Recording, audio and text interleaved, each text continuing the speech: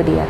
Oke, Mas Ipang atau Ipang sendiri nih, jadi menurut berarti udah around 5-6 tahun udah bikin konten sama teman-teman kendara, otomatis sudah sering join juga di beberapa brand kalau ada event gitu ya.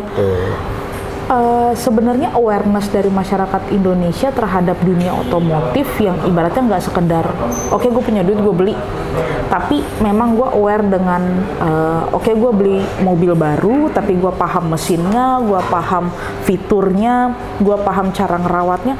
Menurut dari teman-teman kendara udah di tahap mana sih masyarakat Indonesia paham atau aware tentang itu?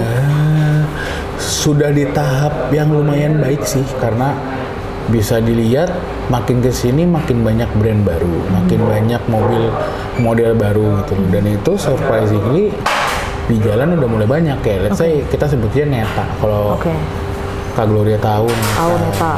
Neta tuh udah mulai banyak di jalan. Betul. Meskipun bentuknya jujur ya gitu deh kan, nggak semua orang suka. Imut. Ya, tapi di bawahnya cuma mendingan gitu, lumayan. Makanya di jalan banyak. Terus mobil-mobil Mazda kan harganya lumayan semua. Nggak ada yang di bawah 300 kan. Tapi laku-laku aja. Si X5 di jalan tuh banyak banget. Ioniq juga banyak. Ioniq tuh. Ioniq 5 itu mobil bukan mobil murah sama sekali. 800 juta sekian, tapi di jalan udah kayak kacang kan. Betul. Dan yang paling terakhir banget viral ya, karena harganya 814 juta ya, CR-V Hybrid. Dikit lagi dapat Lexus tuh. CR-V Hybrid itu mobil mahal banget, tapi memang enak loh. Laku nggak? Laku dibanding yang non hybrid, lakuannya hybrid. Marketnya ada. Makanya awareness di Indonesia sudah mulai membaik pun untuk gua gitu ya. Jadi nggak sekedar murah yang laku, tetap masih ada yang kayak gitu memang. Kan ya berhubung aku juga sudah mulai mencari nafkah ya. Dan apa-apa tuh pengennya yang murah gitu ya. Jadi aku juga nggak bisa nyalahin gitu ya. Ya juga ya, mendingan tar dulu deh yang mahalnya gitu, cari yang murah-murah dulu. Tapi itu tetap ada. Mendang-mending itu akan selalu tetap ada. Tapi awareness lebih ke arah beli mobil tuh bukan hanya karena ada uangnya aja, tapi memang mereka menghargai, appreciate ya, kayak misalkan teknologi yang diciptakan setiap brand gitu, itu udah mulai kelihatan ya. Itu aku juga salah satu orang seperti itu. If one day aku punya uang untuk beli mobil, repot nyarinya. Yang spesifik harus bisa ini. Susah. Berarti udah untuk tahun ini meningkat lah ya dibanding tahun-tahun sebelumnya. Rekomendasi dari Ipang, rekomendasi brand dan tipe mobil sampai dengan tahun 2023 yang menurut lo tuh, gue kalau punya kesempatan boleh milih mobil manapun, gue akan beli ini. Alasannya apa? Satu doang nih. Karena gue baik hati, 2 deh. 2. Pilihannya nggak ada yang rasional nih soalnya. Tapi bisa dibikin rasional, dipaksain untuk jadi rasional bisa. Ini pikiran gue nggak mungkin mobil angkot dong. Nggak. 2 deh. 2. Nomor 1. Toyota GR Yaris. Buat para petrolhead ya, punya duitnya, mending beli. Karena mobil itu harganya nggak akan turun. Ya, jadi mobil itu diproduksi terbatas di dunia karena dia ngambil basis dari mobil rally. Istilahnya homologasi. Terbatas? Dia Yaris, tapi bukan Yaris yang kayak di Indonesia. Dia Yaris spek Eropa, 2 pintu, hatchback, manual. Mobilnya Om Fitra. Tahu nggak? Mobilnya Om Fitra. Tahu. Oh iya. Itu my dream car. Kalau untuk ini ya? Iya. Ini guys, ya Allah. Itu my dream car kalau ngomong mobil yang masih kebeli ya. 2 pintu, bukan Yaris yang 4 pintu. Bukan. Harganya juga untuk Yaris mahal banget, 1M. Second aja 1,2. Wow. Itu nomor 1 ya? Iya. Tapi nggak akan turun harganya. Nggak akan turun. Paling turun 50 juta, itu paling banyak deh.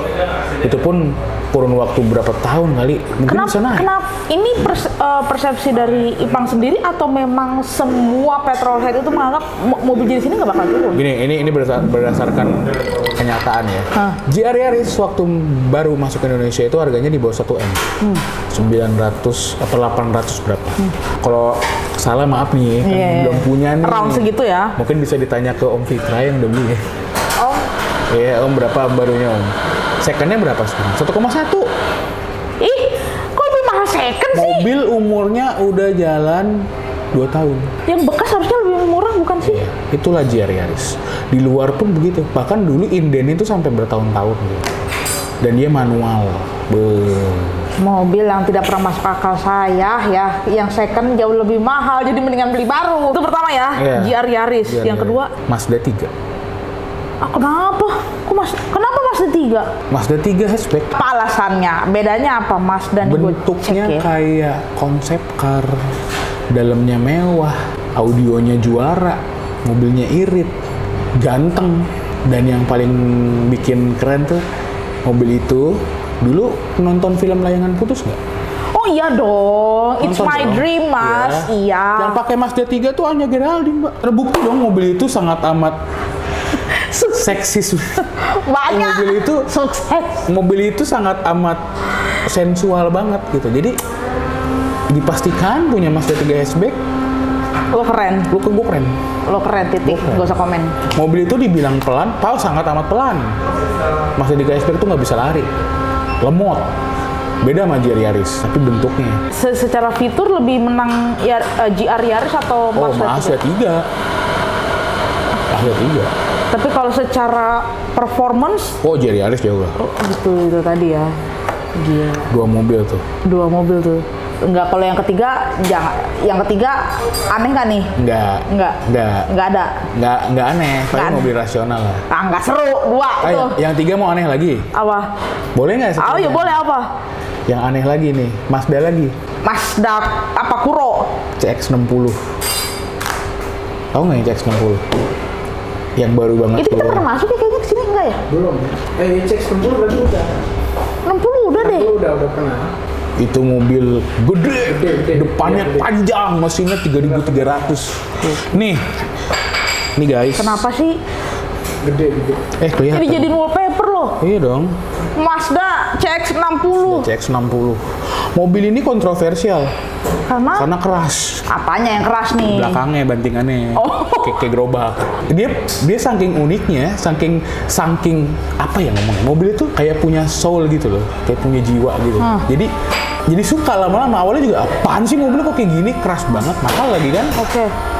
Tapi lama-lama kok kangen ya sama mobil ini gitu. Gua compare, lo pilih cuma satu, CX berapa tadi? 60 sama CX-3. CX Mazda 3. Iya. CX-60 atau Mazda 3? Iya. Mazda 3. Oh, tetep ya. Tetep ya. 60 atau GR Yaris? Yaris ya. Ya udah tetep emang hati lu Yaris aja udah. Makanya kan CX-60 nomor 3. Oh iya bener. Yaris ya. Cuman Yaris, mobil yang tidak pernah murah, nggak pernah drop, kalau dijual lagi justru harga lebih mahal. Iya. Luar biasa. Tapi lu dari 3 mobil itu gue perhati lu nggak ada mobil listrik yang lo rekomendasiin. Beda. Sementara sekarang itu banyak banget mobil listrik Kan tadi bermunculan. pertanyaannya mobil, bukan mobil listrik. Oh, beda emang? Beda dong. Emang beda? Beda dong. Kan Buat gue beda. Mobil apa mobil listrik? Nggak bisa. yang begini-begini nih, kalau sama media otomotif nih. Mobil atau mobil listrik nih? Kalau mobil bensin. Bensin, diesel. Kalau mobil listrik? Ya listrik. Mobil listrik kan udah banyak. Jadi pilihannya juga udah banyak nih, range harganya udah banyak. Kalau gini, karena mobil listrik itu sekarang lagi banyak banget nih, ya. Bahkan yang masuk ke V-Pro pun untuk perawatan pun mobil listrik. Ayo. REV nggak usah ditanya, ya. Bingo masuk ya kita kemarin. Bingo tuh masuk tuh. Yang makanya tadi kan aku sempat bilang kemarin sebelum ini, aku mau balikin mobil dulu. Itu balikin Bingo. Oh balikin Bingo. Enak nggak?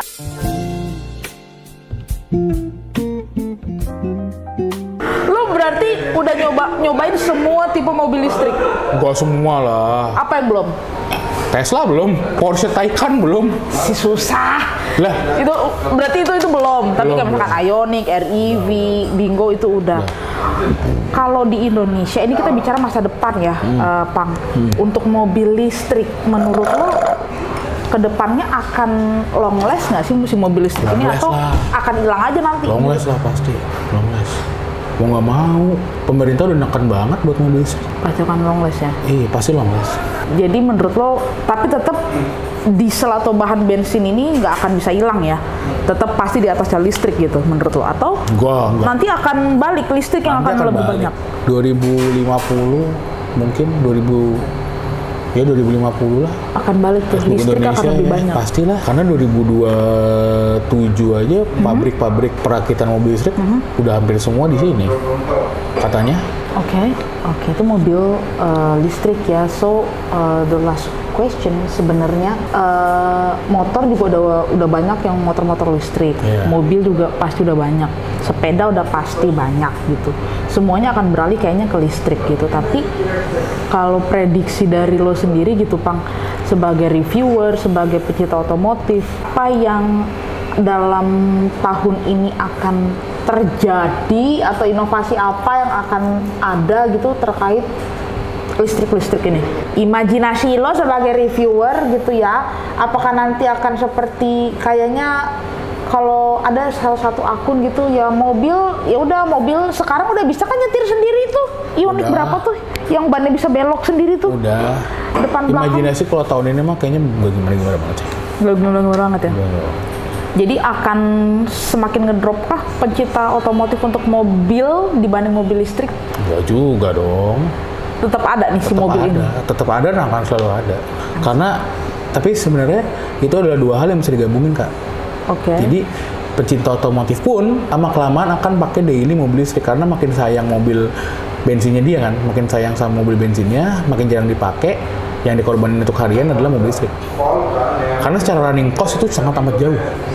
Kos bahan bakar nih. Iya. Tapi kalau untuk beli mahalan listrik atuh. Bener. Bedanya kalau listrik mahal di awal. Betul. Beli bensin bisa mahal di awal juga dan kedepannya akan mahal. Gini deh, kita full tankin Brio. At least butuh 350.000 untuk jalan sampai 500 kilo kan. Kita full chargein Ioniq. Mentok-mentok nyampe 200.000 Mbak. Udah beda kan? Jalan sama-sama 500. Jadi sebenarnya itu ya. Tapi kalau konten yang dibikin sama teman-teman kendara, ketika lo bikin konten mobil dan mobil listrik, mana yang paling cepat naiknya? Ioniq kencang pasti. Jadi mobil listrik ya. Kalau lo bikin konten soal mobil atau kendaraan listrik tuh lebih cepat naik dibanding. Sebenarnya tergantung brandnya juga sih. Kadang sepi, kadang rame. Yang lagi rame kalau listrik ya jelas BYD sih ya. BYD baru keluar nih ya. Oke. BYD kemarin lo ngeliput juga? Liput. Udah nyobain juga tuh test Udah, drive udah. gitu. Enak mana bingung. BYD lah. BYD gila, jauh banget. BYD enak banget. Gue tanya ya, BYD lo udah test drive? Udah, Enak. enak. Tipe apa tuh yang lo coba? Dolphin. Tipe yang paling bawah. Yang bahkan orang-orang bilang kurang. Gue bilang enak. Enaknya apa yang bikin lo enak? Menurut orang kurang, kenapa menurut lo enak? Larinya enak, nyaman, tegak. Yang bikin enak harganya sih sebenarnya.